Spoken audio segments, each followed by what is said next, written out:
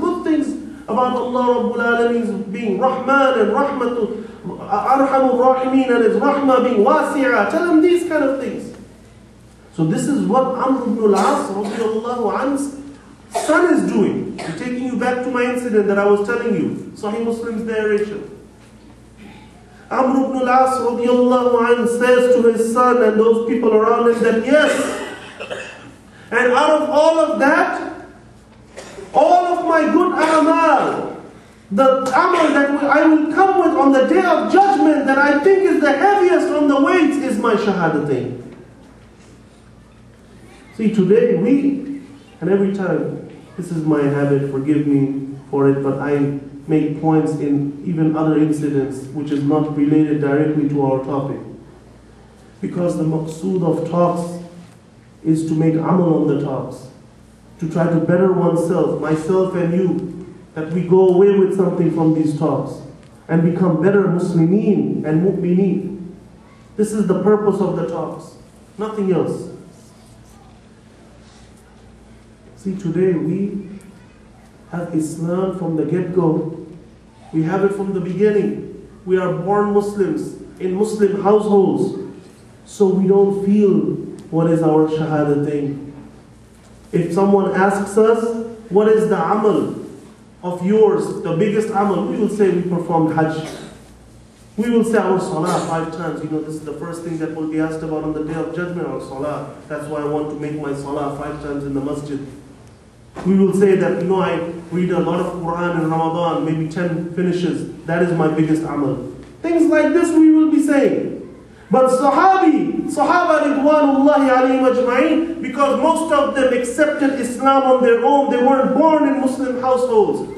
They knew the importance of Islam. So Amr ibn al-As radiallahu anhu says that the biggest amal of mine, the heaviest on the weights, the one that I will come with in front of Allah Jalla Dhikru on Yawm al-Qiyamah is my shahadatain, is my accepting Islam. And then he says that I have had 3 periods in my life. The first period is where I used to be. He used to be in shirk and kufr, mushrik, kafir. And he said that at that time Rasulullah sallallahu alaihi wasallam was the most despised person to him. If he could take the life of Rasulullah sallallahu alaihi wasallam, he would take the life of Rasulullah sallallahu alaihi wasallam. Any chance. He said that if he died upon that, he would have been definitely from Jahannam. That's first period of his life, out of the way. Then he says, Allah placed Islam in my heart. I came to Rasulullah sallallahu alaihi wasallam and said, take your hand out. I want to do the bay'ah on your hand. This is how the Sahaba Ridwanullahi alayhim ajma'in did. They came to Rasulullah sallallahu alaihi wasallam, and Rasulullah sallallahu alaihi wasallam took his Mubarak and blessed right hand out, and they would do the bay'ah on his hand, a oath, pledge that they will abide by Allah and His Rasul sallallahu alaihi wasallam's ahkamat. Do the right things, not do the sins, things like that. They are coming into the fold of Islam. This is the bay'ah on Islam. Amr ibn al-As said to Rasulullah sallallahu alaihi wasallam, take your hand out so I can do the bay'ah. Rasulullah sallallahu alaihi wasallam took his hand out. Amr ibn al-As radiyallahu anhu took his hand back. Rasulullah sallallahu alaihi wasallam says, Ma laka ya Amr? What is this, O Amr? Why did you take your hand back like this? Amr ibn al-As radiyallahu anhu says he was known for his intelligence amongst the Arab. He says that Uridu an ashtari, I intend that I will make a condition before I accept Islam. Uridu an ashtari. Rasulullah sallallahu alaihi wasallam said, Mada tashtari? What do you intend to make as a condition, ya Amr? Amr ibn al-As radiyallahu anhu says that I intend to make this as a condition that once I accept Islam, Islam will wipe away my past sins. Rasulullah sallallahu alaihi wasallam says to him, oh Amr, don't you know? Because I just told you that he was known for his intelligence amongst the Arabs. So Rasulullah sallallahu alaihi wasallam is astonished by this, that Amr doesn't understand this much. So Rasulullah sallallahu alaihi wasallam says to Amr ibn al-As radiyallahu anhu, that don't you know, ya Amr, that when Islam is accepted by someone, Islam wipes away his past shortcomings and his past sins. When a person migrates for the sake of Allah, hijrah is done, his hijrah wipes away his past sins. And when a person makes hajj for the sake of Allah, his hajj wipes away his past sins. Amr ibn al-As radiallahu anhu says that Rasulullah sallallahu alayhi wa sallam became the most beloved person to me. Now, the most despised before, now the most beloved. Amr ibn al-As radiallahu anhu says, Sahih Muslim's narration, this continuing lengthy narration I'm translating for you. Amr ibn al-As radiallahu anhu says that if you tell me to describe Rasulullah sallallahu alayhi wa sallam to you, I will be unable to describe him, because my entire life I never looked eye to eye with him. Instead, I had my head down in front of him to show ta'zeem and to show respect to Rasulullah sallallahu alayhi wa sallam. I cannot describe him to you if you tell me to describe him. So this narration comes to my mind. I just wanted to make this point from this narration, that's all.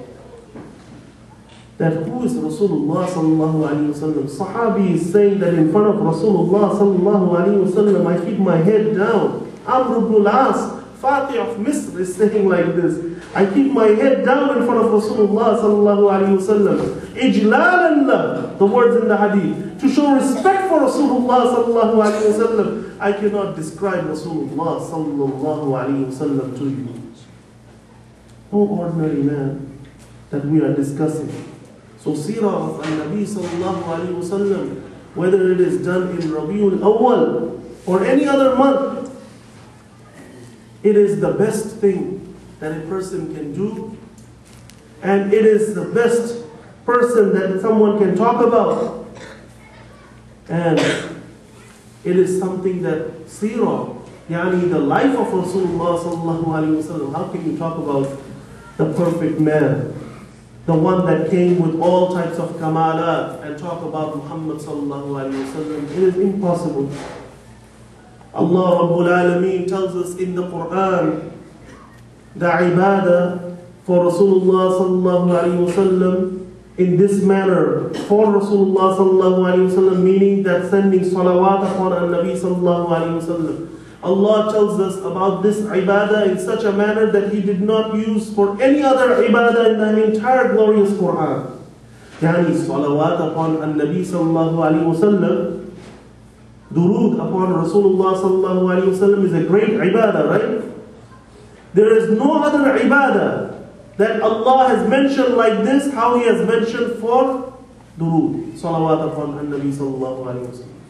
Allah says in the Quran, إِنَّ اللَّهَ وَمَلَائِكَتَهُ يُصَلُّونَ عَلَى النَّبِي. Verily Allah and His angels.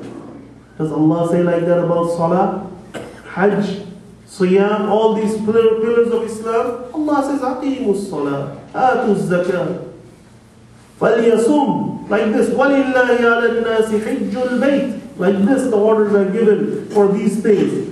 But for salawat upon Nabi sallallahu alayhi wa sallam and tasleem upon Nabi sallallahu alayhi wa sallam, two orders, salah and salam upon Nabi sallallahu alayhi wa sallam. Allah Rabbul Alameen didn't just say, Ya ayyuhalladhina amanu sallu alayhi wa sallimu tasleema. Allah Rabbul Alameen first says, Inna Allah wa malaikatahu